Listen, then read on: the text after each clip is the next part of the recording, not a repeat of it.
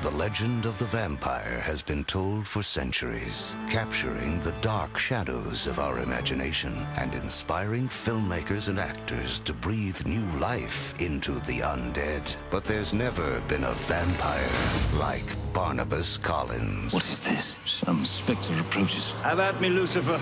My soul is prepared. I'd always been sort of attracted to horror films and things like that, even as a very young kid. I said, Tim, we should do a vampire movie together. My name is Barnabas Collins. 2 centuries ago, I made Collinwood my home, My love.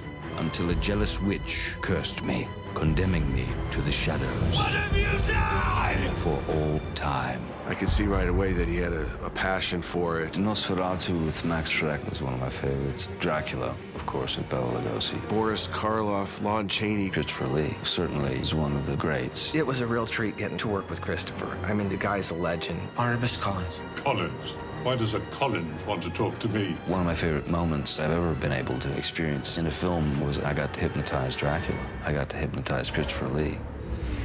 Look into my eyes and deliver me your innermost thoughts. He was, the great Dracula. You have been chosen.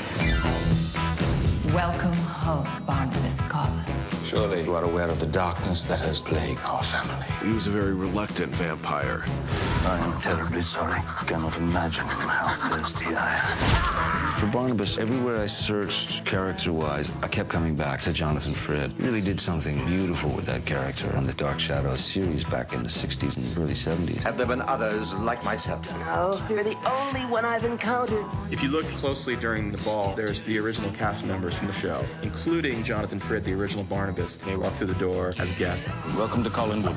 There's great humor in it, but great humor that comes out of very serious issues. I simply seek advice on the art of courting a woman of this time. You obviously mean Vicky. She has the most fertile birthing hips I have ever laid eyes upon. You're weird. Do you really think so? About tapping into vampires, witches, ghosts. The reason they're powerful because we all kind of experience those feelings on some level. If a man can become a monster, then a monster can become a man. It's something that remains in our popular culture because it's strangely part of our everyday lives. I see that you have grown desperate enough to sell off the family silverware. How could you tell? These are exact replicas. Had this fork been real silver, my hand would have burst into flames upon its slightest touch. Is he for real? Baby,